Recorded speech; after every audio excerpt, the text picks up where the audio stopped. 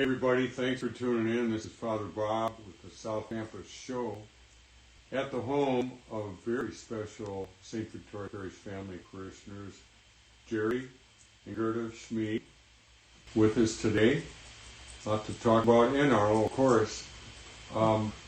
So, Jerry and Gerda, first thing I got to ask now, you're going to be married how many years next April? 70. 70. Yes. You must have got married awfully young, that's the old line, but truly though, that's amazing. We're both the same age, we're only a month apart. Yeah? I turned 89 in September. Okay. She'll do that in October, so it's not very far away. Beautiful. Beautiful. And if I remember, so you were married, that would be 1951. Correct. But not here. Nope. Tell the story. We got married in Sioux City, Iowa. And our pastor at the time was Father Lucius Helstern. And he wasn't very anxious to marry us because he was afraid they might break, Gerda was Lutheran, break church windows. And so I called Father Arlo, who was at St. Boniface in Sioux City, Iowa, and asked if we came down and if he would marry us. And he said, sure. I knew him very well because he was stationed in Victoria from 46 until 49. And And I felt I knew him quite well, too. yeah. Okay. He used to come to our house a lot out of the farm, Mom and Dad's. At the George Schmieg house. So anyway, we knew him very well. Go to movies, he'd take us along to, her and I along the shows. He didn't like to go alone. And so anyway, we drove down there on April 18th actually, it was Friday, April 13th. So for us, it wasn't an unlucky day because here we are, 70 years later. Sounds like a very lucky day. Yep, that's our lucky day. Lucky day. Yes, it was. And we've been, in my opinion, we've been happily married all these years. We've never regretted our marriage. I haven't. And from your perspective, Gerda, how about for you? I feel the same way. All right. But Lucky 13, we have the Lucky 13 raffle here for the Sunset Fest, so that is a lucky number. So, your family now, how many kids, grandkids? Tell me about the family. Go ahead. Oh, well, we had a total of 8 children, and most of them, the first 3 were 1, 2, 3, and then a gap of 1 year, and then another couple, and then a gap of 1 year, and another daughter, and then the last one, of course, that's kind of typical in families, was 5 years later. Okay. So we've lost one. Jean Marie passed away 2 years ago in July with lung cancer. Remembered well. And that's it's always hard to lose a child, especially when you get to be our age. Yeah. But it's something that I guess God wanted her now, so that's what happened. Anyway, we have 21 grandchildren. Okay. From our, and we have 23 or 24, I have to keep track here, of great-grandchildren. So it gets to be a big family. Doesn't take much to... After a while, it's hard to remember their names almost. Oh, I do remember all their names. I have a bigger problem with that. No, I do. They got unusual names, like Lucinia and... So they're different names. Yeah. They're different names. Although that's a historic name, I guess, I'm told. Yeah. Beautiful. But Lavinia, I say Lavinia is Lavinia. Yeah. So I'll never forget the funeral of your dad, George, and your kids. Yeah. That would have been, in the late 90s. Katie and Mark were servers. He died in 97. 97.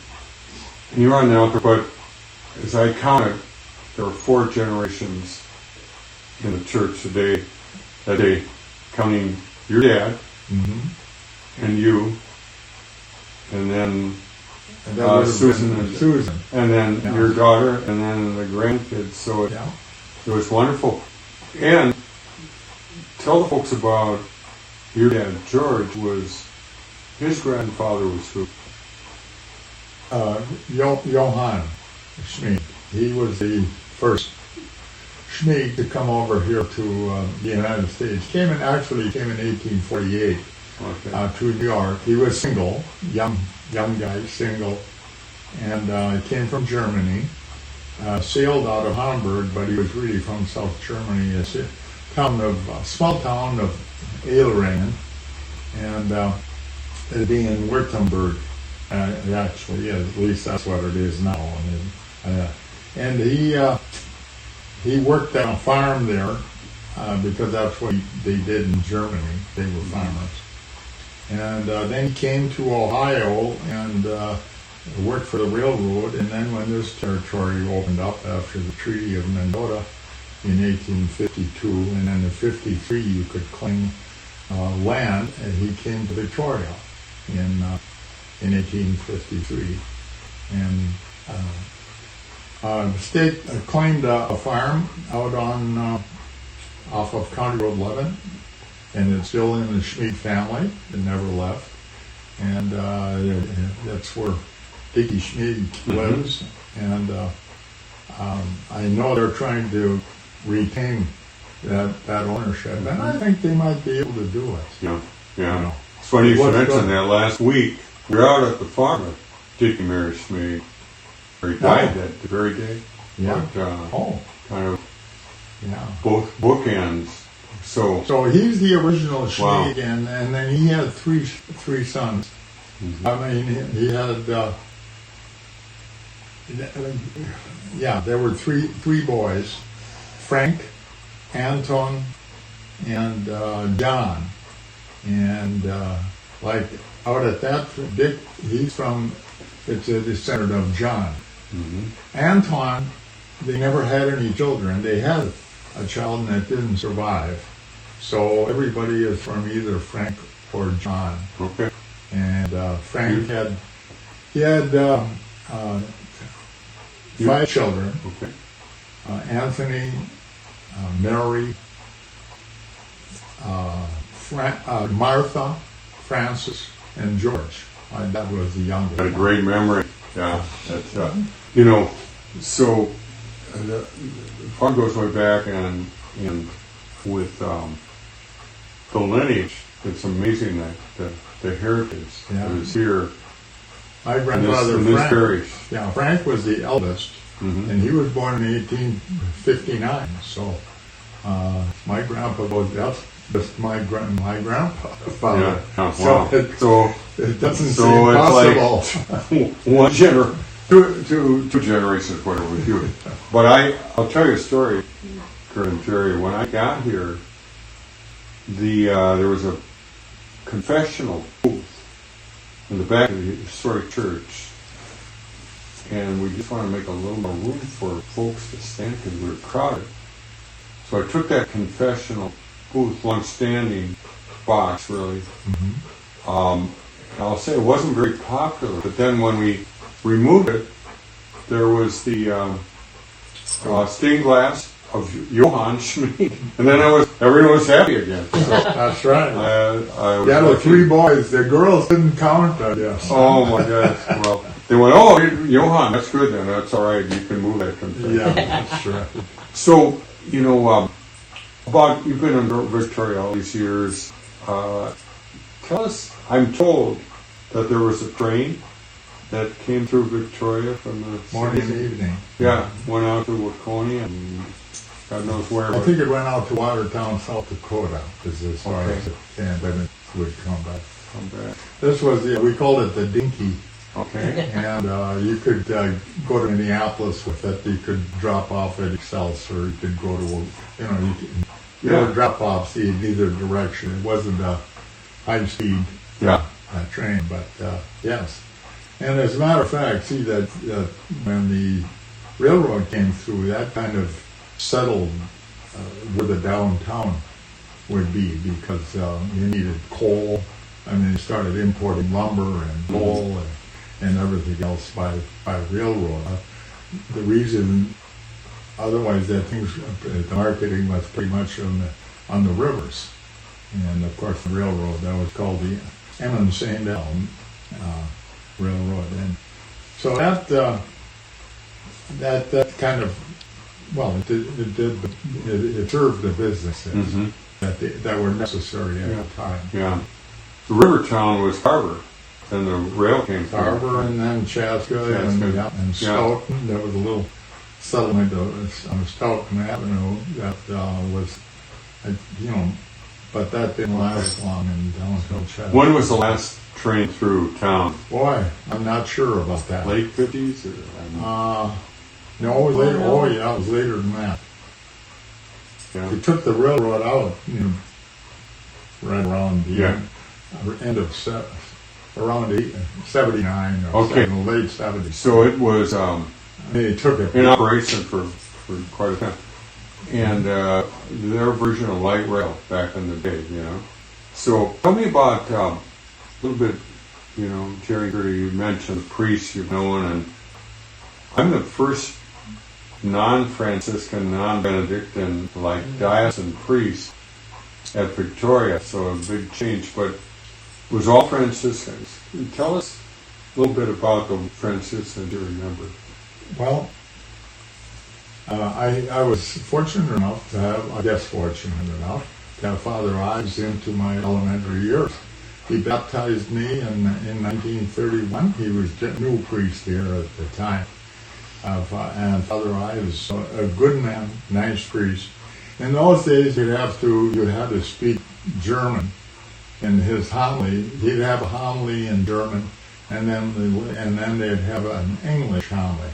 I don't remember if Father Ives, he could do both, but yes, in the education in the schools up until the mid-20s, 1920s, was half English and half German. And that was the end of the German teaching. So I never got involved. It quit about 10 years before I went to school. We didn't have a kindergarten. We only started with first grade. And, but I'm told they actually spoke German in Victoria. Yes. Right after the Second World War, right at the end of the Second World War. A lot of them still did. Yeah. So there's Father Ives, and then who was Then Father Arlo Schwartz came in 1946, January of 46, and he was the one that married us. Okay. And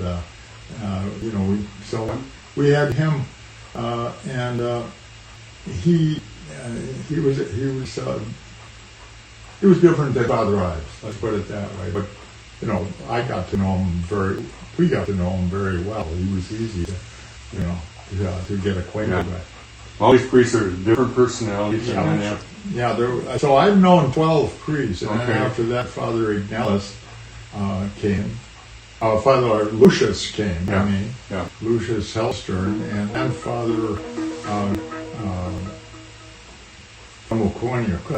Kugler came for 1 year, All right. and he wasn't healthy. Okay. And Justinian Kugler, and then Father Bernardine, and He just died recently at 101. that's right. Or whatever. Yes, he was 101. And back in, there was 2 living pastors who served at St. Victoria, myself and Father. Who was it? Elston? No, Elston had died. Bernardine was still living. Oh, Yeah, so You're right. one was pastored in 52 and one was pastored in 2018. Yeah. When he died or whatever. Yeah. So, yeah. Yeah, and then Father Bernardine, and then Father Lucius, and then Father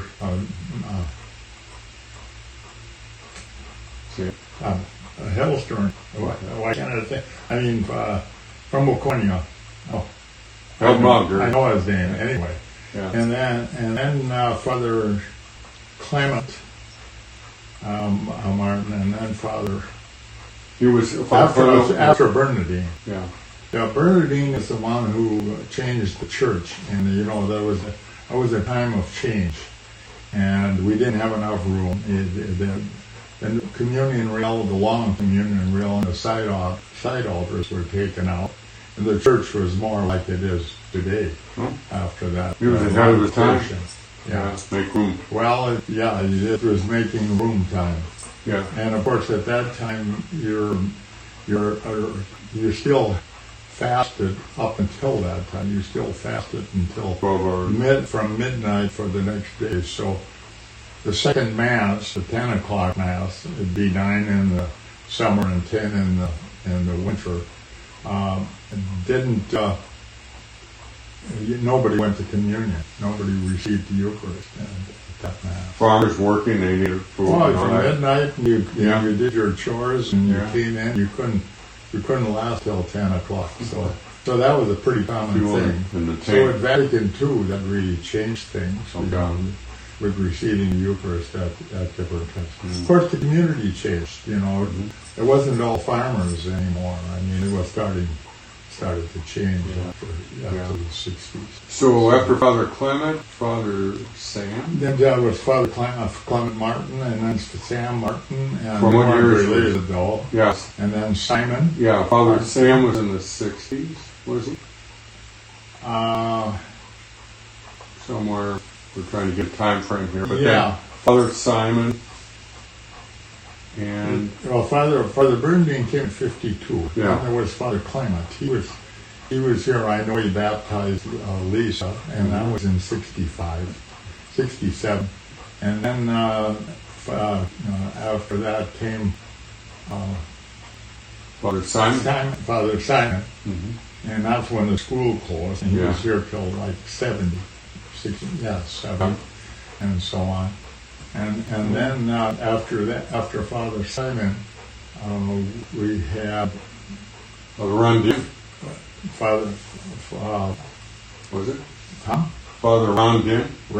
Father Ronald. Father Ronald. He was here for a pretty long time. Yeah, and I got just a story. As a young priest, in this deanery, back in 74, the priest had a golf day, and Father Ronald Din, always remember him. He wore his robes, sandals, and a cigar. He was whacking away at that ball. Even And none of us kept score, which would really made it fun. Oh. I always got a big kick out of him. Yes, he he was had a riot. sense of humor. Most people didn't know that. Yeah. But we got along well with him because they just, Father, when we were in Sioux City, we got to know a lot of priests. Okay. And Father Cloud and Father Maynard Billy, they were actually brothers from, their home was Little Falls, Minnesota. And they had the two priests in that family and 3 girls that became sister real nice. So, and they were really nice and a lot of fun. Well, they used to come to visit Father Ron. So you got to know the priest well, and Father Ron very well. And that's how I got to know Father Ron very well. Well, and so I knew these guys. Father Ignatius, who came after, I did not know. Oh, But then, of course, I never, he wasn't here. He was here a few years. But then, of course, the beloved Father Elston. Elston came in, yes. And if I can say, Father Elston set this thing up beautifully for me at St. Victoria. He cultivated just a real good feeling about the parish and a real warmth and a sense of welcome that I was welcomed in, and the new guy on the block, and he teed it up for me really well. I really appreciate that. Plus, you could see just his laid back, kind of whimsical pastoring style, very, very good about things. And he kind of let people do their. He wasn't a control freak. It's go do it, And people learn to step up for the parish, which they. That helps when you have a priest that's welcoming. Mm-hmm. It really does, as you know. Yeah. I mean, it develops we were fortunate, I always feel, to have very welcoming people in the old days, historically. And you attract those kind of people later on in life, and that goes on for generations. And I sure hope, it's difficult nowadays. Yeah, we need it. To perpetuate that, but it needs to be done. I mean, that's what's wrong with, what should I say, society now. We need to spread the goodwill around, and That's right. but Elson was. We have to get some morals back. Yeah, all of that. But he had that wit, and Yes, he did. he had fun, and so I remember him well, and he kind of mentored me as I came in. We've been lucky to have good priests. I mean, really. I mean, they've all been. It's interesting. I feel like I know some of them through you, Jerry, and I love the tradition of this parish, its heritage, and I always say we're standing on the shoulders of those who went before us, and they kind of laid the groundwork, and now we pass on the torch. But I want to say you two as a couple have meant so much to this parish. And Jerry, I know you were mayor at St. Victoria one time. You've given civic leadership and just your I've faith. gone to every organization that we had sometime or other. Yeah. I was mayor for 8 years. Yeah. And the witness of you and Gerda, your faithfulness to Jerry, and Jerry, your faithfulness to Gerda, and the witness that is, and the spirit you bring to this parish. It just reminds me of what makes this parish go, folks like you. So I want to thank you for inviting Arlo and me and Liz into the home, and we have a little tradition. We do draw a card out of the hat thing, but I'm going to just throw out one last question. What's the biggest change you've seen in Victoria since the old days? How's Victoria different besides the size? One thing I say, years ago, when I first came to Victoria, I was about 13 years old when we moved to Victoria. And they talk about the population now, and I says, boy, it sure is different. Years ago, you knew everyone on the street. And if there was somebody that you didn't know, you would say, I wonder who that is and what they want. A lot different now. Yeah. Well, what did you say, Jerry? I think growth is inevitable. I mean, and that's the thing. With you just can't stop growth, and you might as well. What should I say? Yeah, so, adapt it and do the best you can with it. I think you guys have adapted beautifully, rolled with the punches, had some fun over these almost 70 years together, and I so appreciate your time. And about the biggest change, you used to be able to take a nap on Highway or County Road 11 after lunch. Don't try it, folks. There's too much traffic out there. Sure. But, so, with my dog Arlo and Jerry and Gerda Schmieg, this is Father Bob. Thank you for tuning in to the South Campus Show. Hope to see you next week. Be well, be good, and have a great week, everybody. Thank you.